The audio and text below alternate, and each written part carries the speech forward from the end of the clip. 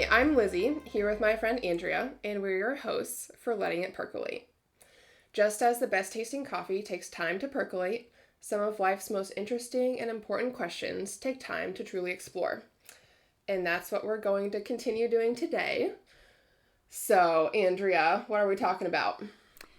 Yeah, so the question that we are wanting to explore today is how do hard things change us? And throughout this episode, Lizzie and I are both going to share a story of a time that we faced a hard thing. And then we're going to kind of break it down and talk about what we've learned from that, maybe what we're still learning from that, and maybe a little bit of a zoom out perspective after that, just considering how can we, as people in general, allow hard things to change us and to move us forward and to grow us. So yeah, that is kind of where we're headed with this episode, and I'm going to go ahead and pass it back to Lizzie to share her story. Yeah. So, obviously, we're both kind of on the young end of the age spectrum. We're both in our 20s. So not to sound too like we've gone through so much, but we've both gone through some stuff. And I think for me, I can say the hardest thing thus far in my life that I've had to face has been my mental health journey. And so I'm just going to share a piece of that journey for the purpose of this episode, and what was hard about it and what I learned from it, and then we'll talk about that. So, my mental health stuff kind of started in college, and looking back, I think it was probably my freshman year of college, but I wasn't aware of it. I just chalked it up to I'm a freshman in college, life is hard. but I went to a summer camp after my freshman year of college. Some of our listeners will be aware. It's like this, it's associated with a campus ministry we were involved in called the Navigators.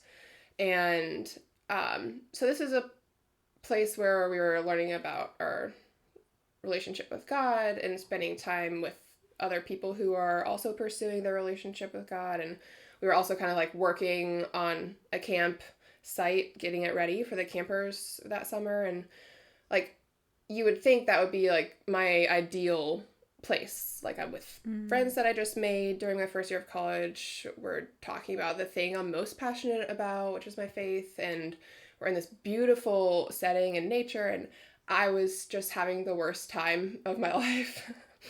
And it was very distressing. Besides having a hard time, it was distressing because I was I should be having a great time. And I didn't know what was going on. So basically, I just wasn't feeling like myself. I wasn't getting any sort of enjoyment or pleasure out of conversation, which people who know me know that I like to talk to people. And that wasn't the case when I was there. I was I don't know what to say to people. I was feeling kind of anxious in that sense. I don't just having a pit in my stomach the whole time. And my times in prayer with God, nothing felt right. It all felt very off, and I didn't know why. And I didn't know what was going on or what to attribute anything to. And so long story short, there was supposed to be a 3-week camp. I ended up leaving after the first week just because I was kind of suffering so badly and I couldn't get anything out of, and I felt like I couldn't contribute anything to, which is I'll return to that idea later. But my mom, I talked to her on the phone right before she and my dad picked me up, and I was kind of yeah, I described what I was feeling, or I really wasn't feeling anything, which was the problem. And she was maybe you're depressed, maybe you should go to counseling. And I had this knee-jerk reaction of I'm not depressed, I don't get depressed, only certain people get depressed. Which is, for context, I was a psychology major and I'm now a therapist, and I have wanted to be a therapist for a long time. So it's kind of I had so much stigma that I was not aware of. But I was just no, I'm I can't possibly have a mental illness because only certain people do. But eventually I was okay, I'm suffering enough. I need to go to counseling. I need some sort of relief. And what ended up happening for me, everyone's anyone who's experienced depression or depressive episodes, it looks different. In my case, it was like a very cyclical thing. So like I would feel completely down, not myself, not hungry, like losing weight, don't want to get out of bed, sleeping a ton. Nothing brings me joy. Like I'd play piano and feel dead inside, which was very like profoundly sad because I was like, what is wrong with me? I usually love playing piano. And I'd feel that way for about 2 weeks. And then within a day or two, it felt like a switch was flipped and I felt like my totally normal self again. And that would last for 2 weeks. And then I could literally feel like almost physically in my body, I could feel myself like becoming really depressed again. And that cycle continued for a while, like over a year. And it was a little bit more complex than that. But basically during that time and after that, but I had thoughts of like, when I would be in that depressive space, I would be like, I'm worthless. Like no one can possibly like me because I felt so like bland and uninteresting and yeah, a lot of false beliefs got churned up. Things that I don't think I would have maybe been aware of that I even believed or felt at all, unless I went through something as extreme as what I just described. So kind of fast forwarding, just went through a process of counseling and I got on medication at different points, and I was very blessed by my friends in college as well as certain friends outside of college, mentors, wise people in my life, my parents, people who love me, who were just a really great support system. And if I didn't have that, and if I didn't have my faith in God, I don't know where I'd be. But basically, God helped me to get through that in some ways, which sounds like a trite thing to say, but like I said, this is just part of my journey. So yeah, it was the biggest part was those like beliefs and thoughts and feelings when I would be depressed, and then confronting them, even though they felt really true, confronting them with what is true about me. Like I feel worthless. I feel like I can't think straight. I couldn't concentrate. My mind was really foggy. I feel worthless because I can't add anything to classroom discussions. I can't talk to my friends. But even though I feel that way, the reality is I'm not worthless, and kind of choosing to believe that. So that's kind of the overview of a piece of that hard experience. Thank you so much for just like being open with us and sharing that. I think it's a pretty vulnerable place to go in episode 2. Yeah, dude. Yeah. I hope, I know as I was listening to you walk through this, and I hope that as other people were too, that maybe at points we can empathize with where you have been, and also just be a little bit more open ourselves with our journeys, because I think we all have different highs and lows, and absolutely, it's helpful for us to like reflect on them and not to just shove them down. Okay, that being said, got a few questions a-brewing over here. The first is, what was it like? You mentioned that sometimes the depressive episodes were cyclical, that they were returning, and it was about every 2 weeks or so that there was a change. What was it like anticipating, I may only have a few, quote, good days left before the next episode or the next season of depressive feelings? That is a really good question, because I felt very crazy during this time because of the fact that it was pretty like solidly 2 weeks of like just cycles. And it was a little bit like, okay, do I have a hand in this? Like, is this a self-fulfilling prophecy? Like, after a certain number of times of experiencing that cycle, I was like, am I bringing this upon myself? Because, like, maybe day 10, 11, 12 of feeling normal, like my normal self, starting to have those thoughts of like, uh-oh, like, is this going to happen again? Like, what's my mood going to do in a couple days? And it was really a big thing that I wrestled with of, am I causing my own like struggle with my mental health because I'm able to kind of like predict it or see this pattern. And so it was very like ominous all of the time, which was like added, it was just added stress on top of what's obviously stressful to go through that with your mood. So yeah, that part of that was, even though I was a psychology major and I liked doing my own reading about like mental health stuff, I still didn't know as much as I maybe thought I knew about the nature of my mental health. And I was misdiagnosed with depression. I actually have bipolar, which makes a lot more sense in retrospect, but at the time I didn't have any sort of like of the hypomania, and so I was just diagnosed with the wrong thing, even though it looked like depression. And that was unhelpful from the perspective of what medications they were prescribing. But your question was, what was it like when... Kind of like anticipating. Yeah. And because... Oh, go ahead. No, I was just going to say, it's like, I don't have an answer. Like, it was just hard. Yeah. Like... I think that is an answer. Yeah. That's a solid answer. Yeah. And kind of a follow-up on that, too. Did you or do you feel that there was ever a point where that cycle was broken?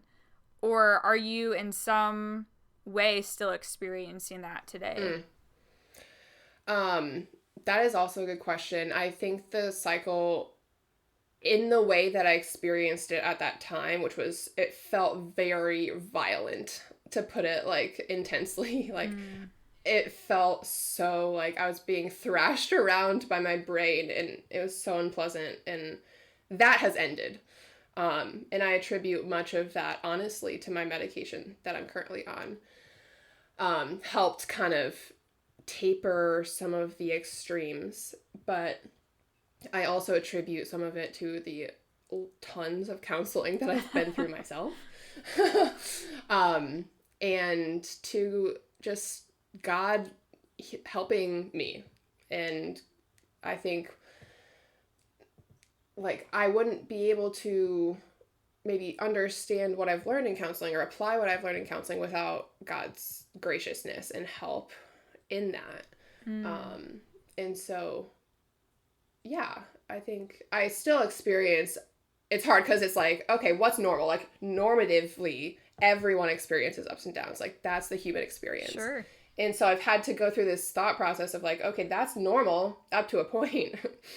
And then when does it cross over? And it's not black and white either, but when does it cross over into like, oh, this is like impairing my functioning, or this is a problem now. And I'm very, very thankful that the past couple years of my life, I haven't felt like it's crossed over that threshold, so to speak.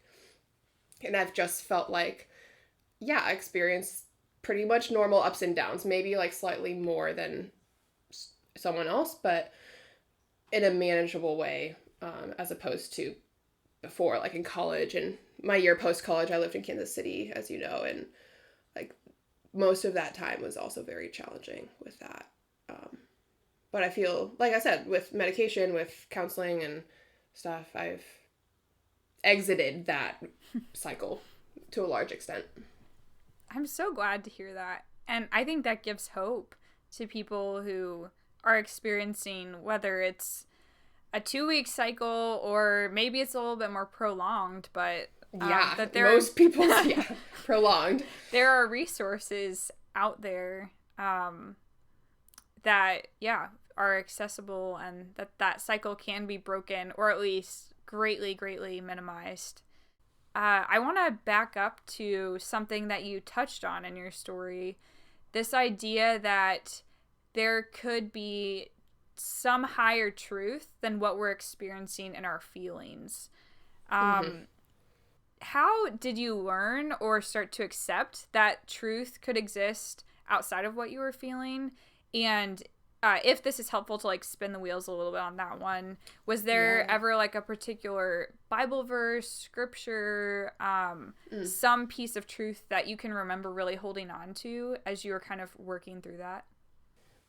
Yeah, I could talk for a long time about that particular question, just because there's so much there, but to try to limit myself. So the question is like, how do you start to accept that like maybe what I'm feeling isn't the truth, or like the truth exists outside of what I'm feeling?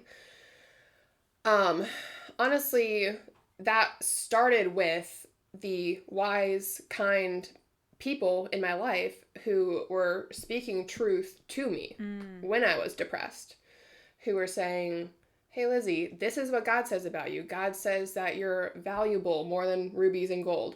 God says that you're his daughter. God did X, Y, and Z for you to bring you into a relationship with himself. And it was hard because like hearing all of that when I was depressed was like, I almost felt guilty for not feeling grateful or not feeling excited about these things that stereotypically Christians are supposed to be like worshipful and excited about. And I was just like, everything was like bland and black and like no color. So it was like hard in a sense, but that was a long process of many people in my life. Maybe some of them weren't even aware of what they were doing, but many people, and again, I'm blessed to say that I had a good support system, would tell me like, hey, you're thinking this, I hear that, but here's the truth, kind of, whether in their own words or directly from the Bible. And I think it was a long time, like a couple years, before I even could begin to fully start to grasp that, because it's a weird thing. It was a weird thing to say, because this is one thing that I was learning from this, is I didn't realize I put so much stock in my feelings. Prior to going through this, I just like, if I felt like a good example is doing homework. Like I was kind of perfectionistic in high school and to some extent in college, and I would only stop working on a homework assignment when I felt like it was done or I felt like it was good. And when I was having to do homework, when I was feeling so off and depressed and stuff, I like never stopped because I never felt like it was good. I always felt like my work in my classes was horrible. And one quick anecdote to illustrate that, I did this like lab write-up for this stat class like freshman year, psych stats. Not too intense. I wasn't going to judge, but... And I did this write-up that I thought was so bad. I was truly convinced I was going to get an F. And the lab instructor, like, not only did I get an A, but he wrote, like, hey, like, you did a really great job or something like that. And I remember thinking, like, he's delusional. Like, he's crazy. This is a piece of garbage. Like, that's how distorted my perception was. Wow. So to go back to your question, yeah, it was just like multiple people over and over again telling me like, hey, this is the truth. And it's hard to believe it right now. It's hard to accept it right now. But I think having an openness to the possibility that maybe my feelings aren't the truth was the first step. Ooh, that's awesome. I mean, what I'm hearing is community played a big role in giving you perspective and maybe a lens to see into that you didn't have access to yourself at the time. Yeah. And I want to piggyback off of that to kind of press into what qualities did you see in your friends, in mentors, people that were speaking in, that helped you know, okay, these are safe people. These are people that I can trust. These are people that care about me. I realize it's a little abstract of a question, but yeah, is there something you can think of that kind of encouraged you to open up to them? Yeah, that's a good question, because like we all want to be, well, I maybe shouldn't assume, but I think a lot of us want to be that person for someone who's struggling. Like we want to be someone where they feel like they can come to us and be safe. Yes. I think honestly, one of the biggest things is listening and kind of just saying, yeah, I hear you. And then silence, like, and just sitting with me. That was huge because I didn't have too many people who would try to, like, give me advice to exit my depression. But, like, when that would happen, it's just like, you don't understand. It's not that simple. It's not like I have a problem, you have the solution. Yeah. It's, I have a problem and I need you to hug me, so to speak, whether literally or metaphorically. It sounds... And not to make too much light of the situation, but that sounds like a really nice Hallmark card, or maybe like a sticker. I have a problem and I need you to hug me. Yeah, and I think, like, in Job, in the Bible, we see that, like, with his friends who offered so much poor advice to him, like, the first 7 days where Job lost his whole family and his house and everything and was in such grief, the first 7 days with his friends, they were silent. They just sat with him. And those were the good days. Once they started talking and trying to tell him, like, oh, you should have done this, like, that's when it became rough. And I would agree with Job on that. Just, like, whether friends were, like, in tune with, like, oh, here's what God says about you or not, the friends who were able to just say, like, hey, I hear how hard this is, like, let's sit together on my bed, or let's walk around, or let's watch something.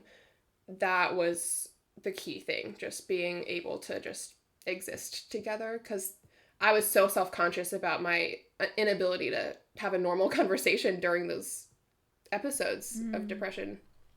And so having the non-pressure to just, like, be together was huge. Yeah. And maybe even too there, it sounds like there was some implicit conveying of the fact that these friends who were spending time with you, taking walks, sitting and just being, they saw something valuable in you.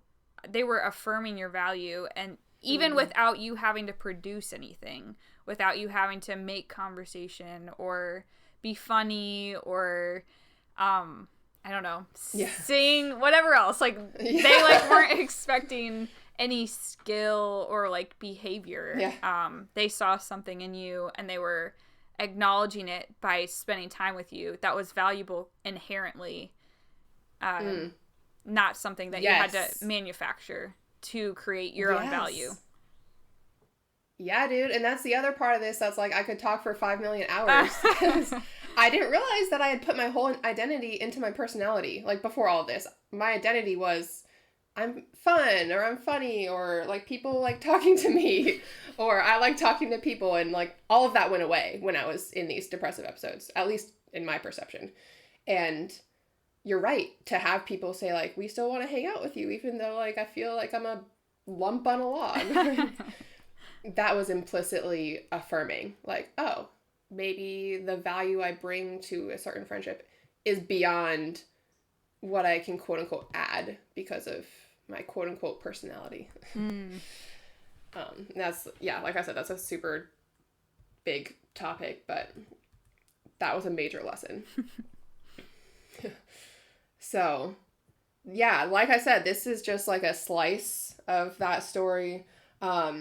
But those were really good questions to explore, like, even extrapolating out from, like, not everyone has an experience of, like, some extreme mental health stuff. A lot of people do, but even if you don't have that experience, there's still, like, lessons to extrapolate from that. So I appreciate your questions. You're welcome. I appreciate you sharing your story. All right. We're going to switch gears a little bit now here, and I'm going to go ahead and share a story of mine that I would describe as a different kind of hard than the hard that Lizzie went through. So this story begins when I was a senior in high school. Really, it probably begins when I was born, but when I remember it starting, is when I was a senior in high school and I was taking a government and law class, which I absolutely loved. And we were talking about some Supreme Court cases that dealt with affirmative action in college decisions and admissions process. And essentially, affirmative action is the idea that for certain groups of people, for example, people who are first person in their family to go to college, there might be factors outside of the normal test scores, essays, GPA in high school, factors that might be considered as weighing more into whether or not that person should be admitted to college, with the understanding that historically this kind of person hasn't really gone to college. So hopefully that helps a little bit. That's not really the point of the story. So we were talking about affirmative action, and race was one of the criteria that was being considered in the court case, whether race should be allowed to be considered in whether or not someone is admitted to college. And so I remember after class having a conversation with someone who is still a good friend of mine from high school, and I think I said pretty much, I don't see why we need to talk about affirmative action cases. The civil rights movement era is over. I think we've pretty much arrived. I don't see like evidence of blatant racism, and I think this is essentially a non-issue. Again, that wasn't verbatim, but that was the true, transparent gist of what I said. It registered with me when I switched from high school to college, like, okay, the racial makeup is a little bit different here, and I feel a little bit more in the majority. But the weird thing was, I felt almost more comfortable in that makeup in college, seeing more faces that were like me, and I remember having a conscious thought about that, like, oh, this is less diverse, but I don't feel like something is missing. I don't feel like I've lost something by entering into this space where there's more people that look like me and more people that come from a similar socioeconomic background than me. Okay, so that's happening freshman year of college. I'm digesting this. Fast forward to senior year of college. I'm driving to Pennsylvania with a very good friend of mine, and we're listening to a podcast that actually two of our, Lizzie and my mutual friends, hosted a while ago. And one of them was talking about his experience as a black male in kind of normal environments that we go into. And I think the example he gave was like a retail store. And he was saying he walked into the retail store and would be greeted by someone at the front as he walked through the doors, and then would notice that this person would follow him from a distance as he was walking around the store, maybe pulling out shirts or trying on shoes or whatever, and would basically have an eye on him, and sometimes even step in and say, like, can I help you find something? But yeah, basically would be watching him until the moment he left the store. And he pretty much said that was not like a one-off experience. It happened a lot. And he was fairly certain that it was because he was a black male. That was a moment for me that my eyes that were previously quite shut peeled open a little bit. I had never considered that when someone was greeting me as I entered a store, they were doing it for any reason other than to acknowledge me and to thank me for coming in as a customer. I never had thought about maybe they're doing that as a security measure to make sure that I know their eyes are on me.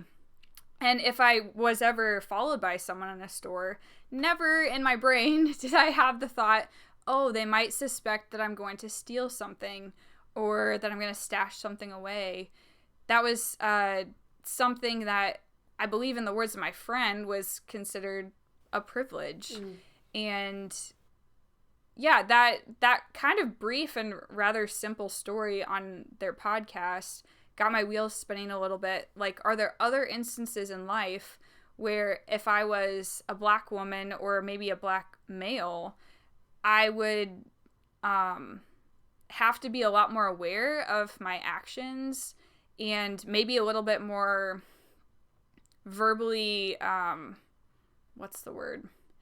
Just verbally like open or explicit with my intentions about why I'm doing things. So, during senior year of college and after I graduated from IU, I attended a few different churches that really prioritized preaching on every person being made in the image of God. That was kind of an understood principle that comes from Genesis 1, that human beings are made male and female and they're made in the image of God. And that alone gives inherent value, kind of like the value I was hinting at in your story, Lizzie. And that, when considering the topic of race, really started to take some root in my heart. I think I started to realize, for example, when I began my time at IU and was surrounded by more white people and felt more comfortable, that there was something I should have felt was lost by not having the diversity and the other experiences of people of other races and coming from other ethnic backgrounds than I was. But I wasn't valuing them the way that God would, because I didn't feel that loss. I didn't feel that something was missing when I entered that setting. And during this post-college time, I also, through my own counseling journey, came across the scripture in Ephesians 2:8 that says, "For by grace you have been saved through faith, and this is not your own doing. It is the gift of God, not a result of works, so that no one may boast." And this served multiple purposes in my own kind of counseling journey, but in particular as it pertains to race. From this verse, I see that anyone who is a Christian, who has been saved through faith in Jesus Christ, there's nothing about them that earned that. There's nothing about their race that made God more inclined to say, "Here, I'm going to give you salvation because you're of this race." Likewise, he didn't give it to anyone because they were a hard worker or because they were incredibly intelligent or because they were so funny. He gave it because of grace alone. And man, that scripture has come up a lot in my life since that counseling experience. But I think, especially, like I said, it's pertaining to Christians. And for anyone who's listening who is a Christian, I think we need to consider the truth of those words, that it's only by grace that we're saved. And if that's the case, what room do we have to judge someone else's behavior or action based on the color of their skin? And last little bit, and then I'm going to wrap this up. More recently, obviously, I think most of us know that there's been a lot of racial tension in our country over the past few months. And there's a few resources that I was introduced to, some of them actually by Lizzie, that have also shaped my thinking. One of them is the movie Just Mercy. It's also a book written by Bryan Stevenson. This is a quote from the book, and I think it's also in the movie. "For every 9 people who have been executed in the U.S., 1 person on death row has been exonerated and released, a shocking rate of error." It's also, I think that statistic is most definitely shocking, because 1 in 9 that actually should not have received the death penalty is a pretty high margin of error. Also, when you overlay that with the fact that disproportionately Black men are represented in prisons and on death row, that starts to become a pretty weighty statistic. Yeah. Another one, this came from the documentary 13th on Netflix. Out of all white men in the country, the lifetime likelihood of imprisonment for U.S. residents that were born in 2001, so this is a little bit narrow, and I'm acknowledging that, 1 in 17 men, white men, will spend time in prison during their lifetime. 1 in 6 Latino men will, and 1 in 3 Black men will spend time in prison during their life. And that, to me, is appalling. That 1 in 17 white men versus 1 in 3 Black men. And because they're proportions, they're not looking at aggregate numbers, but I think that would also be shocking. They're looking at simply proportions. So those things in mind, I have definitely become more aware of the idea of racism, and that whether it's implicit or explicit, it exists. And it was in me in that moment in high school when I told my friend, the civil rights era is over, and I think racism is not a problem, and why should we be considering giving people preference in college admissions based on their race? So, yeah, I think I talked a little bit longer than I hoped to, but that's my journey. Yeah. And as I mentioned, I'm definitely still learning and exploring and wanting to be able to see people the way that God sees them, with inherent value that was given by him, and not with any kind of value that the world might try to attach to them. Yeah, man, I feel like a lot of people, maybe like a lot of white people, can relate to this, like, having your eyes opened at different points. And it's sad. It's kind of like an indictment on certain elements of our education growing up. Like, why was this not more talked about, maybe explicitly? And because I can definitely relate to parts of what you were sharing.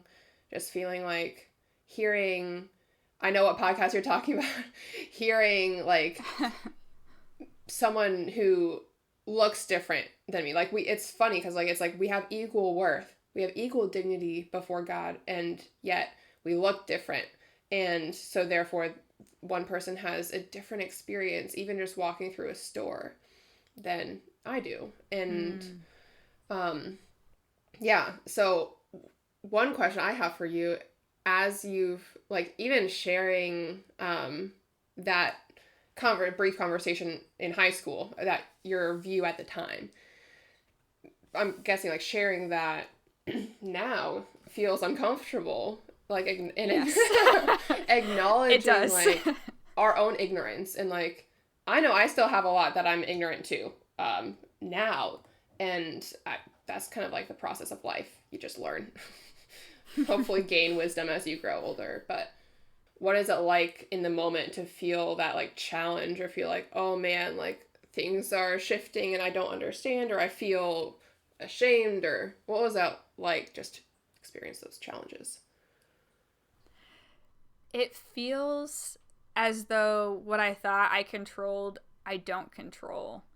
And maybe specifically, it feels like it's disorienting, because I like to have the information, like all the information, and to have as holistic a perspective as possible.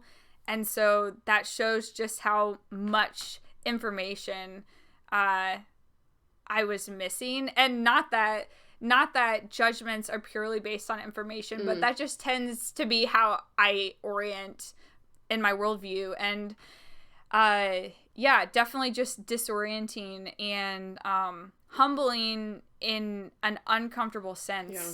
Like, oh, here I thought I was informed, and I thought I had read my history books, and I just took AP US history the year prior to taking this government law class. And still there's such big gaps in my understanding of the real human experience of people of different races than my own. Yeah, those gaps are, for me, that's like scary. It's like, what don't I know? Like, I look back on my understanding of like the world, so to speak, like 2 years ago, and I'm like, wow, I've learned so much. And then it's kind of weird in this moment to say, like, 3 years from now, I might feel like, wow, I was an idiot in 2020. Like, that's kind of a scary thing.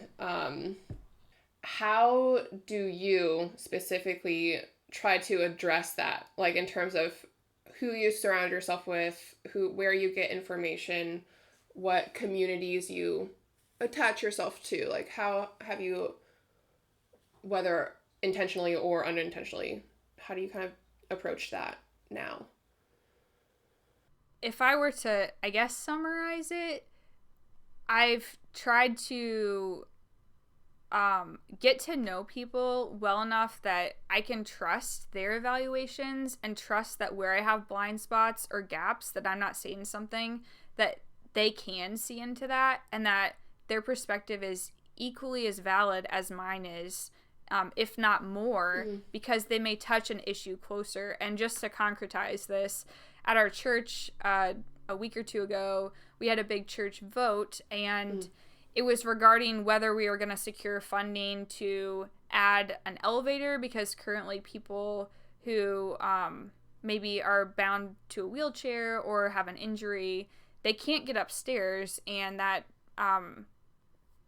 prohibits them from participating in some of the like church activities and such. And to me, I've not personally been affected by not having an elevator. That's the grace of God so far in my life. But I felt comfortable deferring to other people in my church body, knowing how big the financial investment was, knowing that I was uncomfortable with that amount of money, but deferring to the ones who have been personally affected by this, and who maybe have more passion and are more informed about how big of a transformation it'd be for our church to create that kind of accessibility with the installment of an elevator. And I was more comfortable doing that a few weeks ago than I think I would have been a few years ago, because I've started to build relationships with these people, some who are a few generations ahead of me, and for whom wheelchairs might be a little bit more present in their minds. So yeah, I guess that's one more tangible way that I can see this change kind of working its way through my life. Again, I think going back to like kind of feeling like my elements of my elementary, middle, and high school education could have been better at aspects of what you've talked about, including like, I think, why have I felt like it's just like this arrogance that doesn't feel explicit. It feels like it's like subtle, but it gets called out in certain like conversations or settings, kind of like you described, where it's like, oh, I don't have that experience, I haven't read enough about this, and that being able to say like, and therefore I'm not gonna like share my uninformed opinion. I feel like I wish I try to be like that. I'm not like, I feel like I still can grow in that humility. 'Cause I think having like such a me-centric and therefore like woman, female, white centric view, like by nature, we all like view the world through our own lens in certain ways. But I think in my case, it's like I shouldn't give as much credence to certain views or opinions or things I think I understand when I probably don't. And I hope that we can start teaching kids more of this, like what you've happened to have as your views, whether politically or spiritually or world views, whatever. What you happen to have based on your context and what you've stumbled upon in your readings might not be the truth with a capital T. And yeah, that's kind of just me rambling about exposure to different information, but it sounds like that's been an element of your experience, kind of learning more about how race plays into everyday experience. Or yeah, it's all just, I think it's so important to consider, and maybe cultural, what's the word? There's a word, zeitgeist. Yes, that's the word. The zeitgeist of the moment is like talking more about this topic, which I think is good. So. Yes, I definitely affirm a lifelong goal or ambition of learning, and part of the learning process is learning where you're wrong, or learning things that you didn't know you learning things even that you didn't know, learning about our own ignorance. So, yes, I affirm and encourage that in both of us and anyone who's listening too. Guys, we really appreciate you taking time to listen to this and consider some of the questions that we're clearly still working through. Thank you for tuning in to Letting It Percolate. We hope that you connected with what we talked about in today's episode and that your thoughts have been sufficiently percolated. In the next episode, we'll ask the question, should we condemn or praise singleness? Finally, we want to give a shout out to my brother Conrad for composing original music that we're using for the intro and the outro. And with that, we will call it a wrap. Talk to you next time, guys.